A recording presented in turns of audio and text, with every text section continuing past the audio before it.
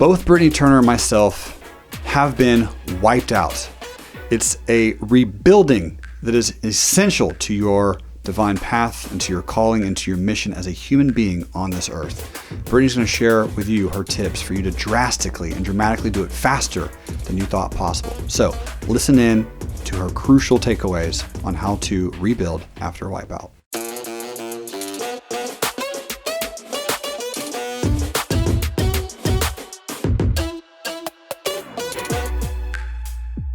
Wipe out the show. Courtney was on it. She won it.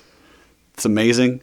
And what's cool about that is it tells me and it tells the world subliminally and subconsciously that you can have a wipeout and rebuild. You can have a wipeout and you can win. You can win wipeout, even if it happens to you. Big money.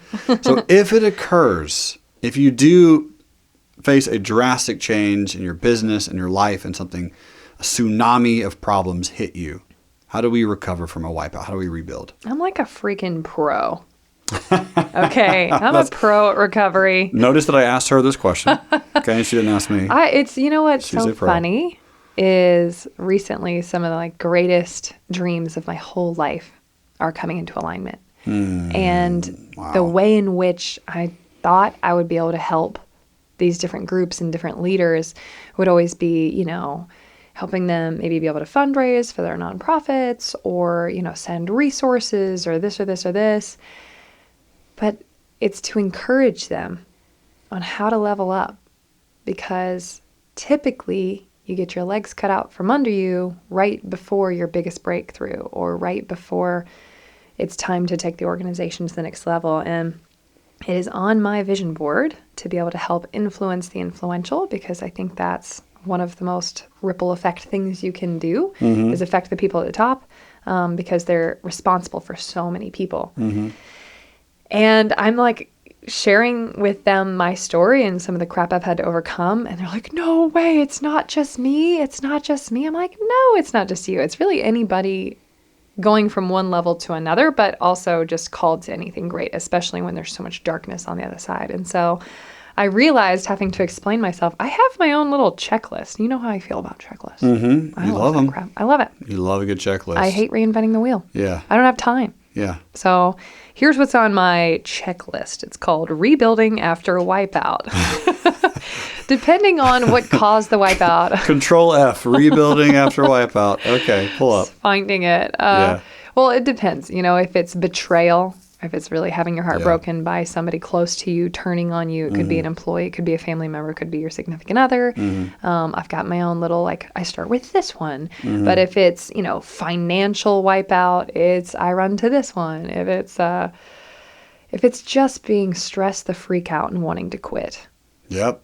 It's that. And then if it's haters, it's a different one, because they all have their own special different kind of pain, and lawsuits also have their own special kind of pain. Right. So this is not necessarily in order, because it depends on what the situation is.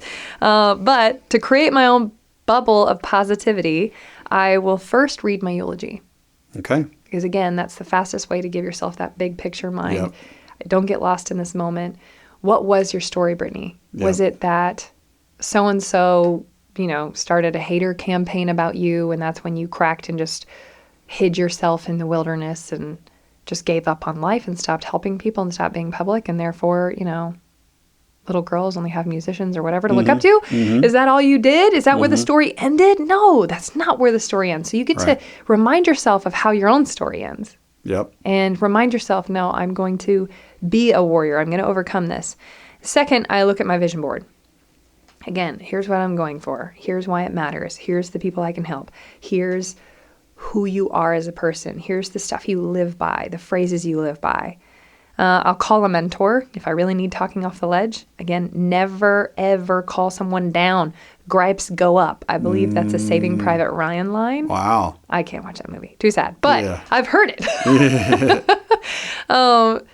Gripes go up. If you have a complaint, if you have an issue, never go to somebody beneath you. This is huge advice to my entrepreneurs. Do not complain to your staff. Sure. I wish you could. Right. I struggled with this for years, and you can't. Gripes go up. And if all you have above you is God, gripes go up. That's it. That's it. So call a mentor, talk through it, pray through it. I do something really interesting. I actually have to draw on a piece of paper the word God in the middle, and then I write every single thing that's massively stressing me out, and then I draw a line from the item and I hand it over.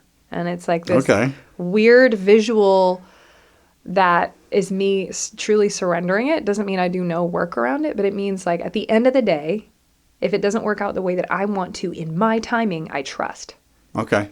Yep. So whatever you guys believe, however you need to do that, understand we are all guided, and that good things can and will happen to you, for you, especially if you have pure intention and you're really going for it in life.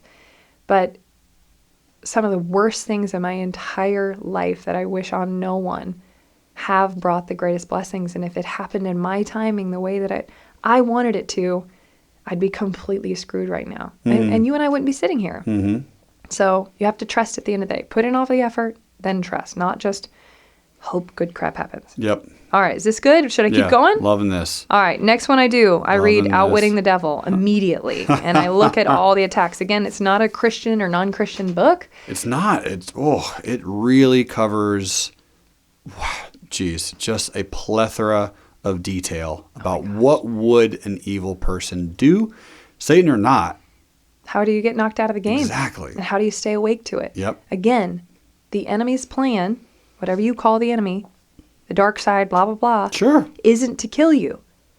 Unless you're like crazy high level. Sometimes then they can get that to happen. But most of the time it's not to kill you. It's to make you ineffective. Flopping around. We're not floppers. We're intentional with our life. And that's why I'm so stuck on this with you guys. Yeah. I'm going to keep repeating it. Jeremy's going to keep repeating it. Yes. This is what matters most. Next I read Elon Musk's, I think it's like chapter 7 or something. It's the year 2008 and how he deals with the problems of Tesla and the stress he went through. Yeah. It sounds pathetic when I try to explain it, but when you listen to his, every book I read is an audio. When you listen to his story, I just think, I have no problem. As an entrepreneur, I have not experienced stress yet compared to this man. And he is currently the richest man in the whole world. And it's not even about money. It's like what he's trying to do for the planet. Ugh. Well, that's weird. Back to work. Amazing. I know. So what Jeremy just said is his tweet response to the announcement that he was the richest man in the world. Say it again. Well, that's weird. Back to work. Do you think this man has to work? 16 characters or less kind of thing. Awesome. What a reply. This is the kind of thing we're talking about with you guys. Yeah. How can you be financially free to work on your work? And then how can you be financially free to where your work is your work? Truth. True story. Stay with me. That one's a deep one. Yeah. His business is his vehicle to change the world. Right. He needs it. And if it was just for greed purposes, he would patent his stuff. Yeah, it's open source. Open source. Like who wants to build these Tesla cars? Here they are. Boom. Can you imagine? Here's all the designs. Here's everything. How much he's spending on all this stuff. He's amazing. Wild. What a gift. Wild. All right, next.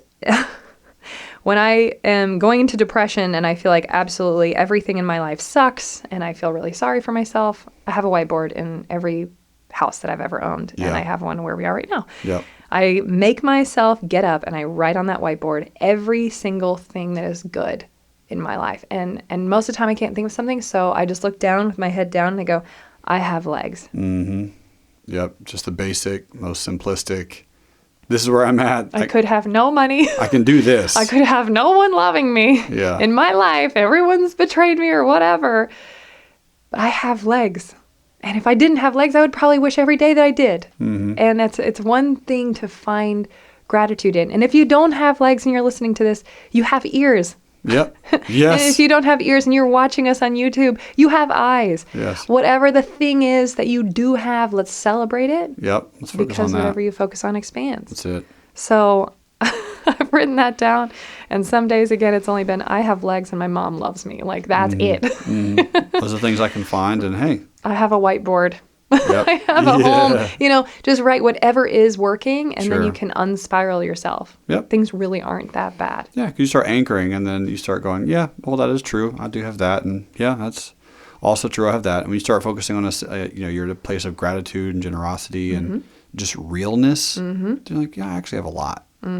Things could be worse. Exactly what you're saying. It's not that oh, Britnie, you do have a lot going on and it does matter. Yeah. And because I compare myself to somebody that probably has it a little worse than me, doesn't mean I don't appreciate that this is a problem and it still hurts my feelings, but I have perspective of remembering what matters most. And with that perspective, I find gratitude, and gratitude is a depression killer. So is. It's an everything healer. Gratitude. It is. Yeah. It really is. And whatever you got going on. Last but not least, serving others. I've talked to so many people that this works for, not just me, which is a really cool go-to. Right. Is find a way to serve someone else that may have it harder than you. You know, I've got a friend that just went through a horrific divorce, and she went and volunteered for a foster agency, like for kids, and found out how messed up the system is, how many people want to adopt, and it became her whole life purpose. And now she's like leading thousands of kids to being able to be adopted and getting out of the foster system and like giving them these beautiful lives. So that is it. You've got to find a way to pull yourself back together. Number one thing, recurring theme is perspective. I've got all these little strategies to gain a better perspective. That's it. Because if you're looking down and you're only looking at this problem, then you can't see the blessing that's right in front of you. Yep. And if you look back at your track record, there isn't one thing so far that God hasn't brought you through. So therefore, you've got 100% success rate at surviving anything. Yeah. And with every obstacle carries with it a blessing and an opportunity. Seed of equal or greater opportunity, Napoleon Hill. So where is the blessing in that? Yes. Oh, this is the last one I'm going to share. Okay. I think I shared this before, but it's amazing. So one time I was feeling really sorry for myself because I had somebody really horribly turn on me. Yeah. And I was complaining to God. I was mostly mad at God. I was like, why the freak did you let me even meet that person? You could have spared me. Why? Yep. And I was reading Billy Alsbrook's book, first chapter. It's on forgiveness. And at the end, he's got this little exercise. And he said, write down a list of everyone who's hurt you and pray blessings on them. And I'm like, I would rather die. Yeah. I'm like, no. How about I don't do that? Yeah, I'm trying to cut back on that. I don't really feel like it. And no, I could do it, but I wouldn't mean it. Right. But I heard God say loud and clear, write down a list of everybody who's hurt you. And I was like, oh, I can do that. Yeah. It's a long list. Pen might run dry. Doing it. And then write down everything they did to hurt you. And I was like, I got that all day. And I was just like, oh my gosh, it just really amplified how pissed I was. I was like, oh my gosh, everyone's turned on me. I've had a horrible life. And then I heard loud and clear, now write down everything you wouldn't have had I spared you from ever meeting them. Mic drop. This is the most incredible forgiveness exercise you can possibly do. It's so hard. Once you write that, you will never look at that person the same, because you'll see that the worst people in your life that have hurt you the worst have brought you the greatest things, and your whole life would be so different if it wasn't for them. I mean, the worst of the worst brought me the best of the best. Yeah. And it's not that you're looking to attract anything weird or like, oh, I need to suffer in order to be worthy of a blessing. It's none of that. It's just understanding redemption, understanding the goodness of God, understanding how things do come together in the end. You are guided. Sometimes you're allowed to experience pain, not even for yourself, but for others. Because then you can hold a safe space of grace for people to come and heal inside of, because you were strong enough. So that is my checklist. It's like you became that temple. You became the grounds at which everything was tested and proved upon.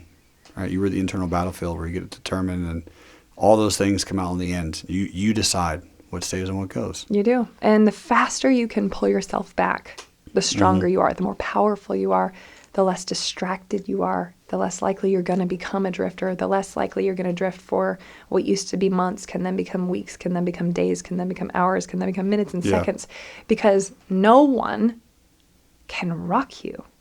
If you are training to be an elite military special forces, you're going to get trained in all this stuff so that no matter what happens, you're still on mission. No matter if you're hungry, you don't have the right shelter, you don't have the right weapons, you don't have the right anything, they are trained enough to be able to stay on mission. that's your own life. Right. That is your own life. How can you stay on mission no matter what's going on? Sure. Can I pretend to go off the script that we don't actually have and ask you a question? Sure. That's really on my mind. What you just described is an internal one, but you also, I've been told, help rebuild and revitalize nations. I would love to know your checklist for that at a future episode if we can just like fit that in somewhere. Yeah. I think that'd be so much fun for listeners and specifically me if we can do that, because that checklist is absolutely like a phenomenal checklist. That's an internal, personal, individual one. That's you. Yeah. I'd love to know what you would do to fix a country, a nation, when a massive issue has happened and they have been wiped out. Absolutely. Yes. Okay. So we're going to jot that down on one of the episodes coming up. So stay tuned for that. That was just a random thing that I just needed because I want to hear that. Yeah. So thank you for sharing your list for me and with me. That's a huge one, team. For those who are listening, I want you to really, really go back and understand that there is a tidal wave. There's always a fear. There's always something that's approaching you. And if you can hit it head on and know in advance that there is something and it's always going to be there at some point, embrace it when it happens. Have your checklist ready. Be prepared, because if you go to battle with a sword and a shield, it's going to be better than if you don't. Yeah. So having that becomes an armor. Having that becomes protection. Having not only that list, but the direction and the guidance and knowing who you're going to be speaking to and praying to and thinking with. And I know incredible people who have great vision, great capacity, great ability, get knocked out of the game for some of the biggest and smallest stuff. Mm-hmm. And it's up to you, again, to fulfill the mission at the magnitude that you so choose. Mm-hmm. What level did you call it quits? And if you can find different unique strategies to pull yourself back and remember, the more powerful you become. Bam. Jot that down, ladies and gentlemen. More to come in the very next episode. Me and Britnie, we'll see you there.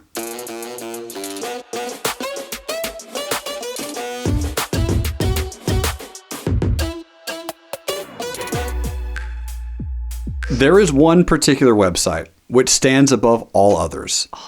That website is broketowoke.com. And we have cataloged everything from the show.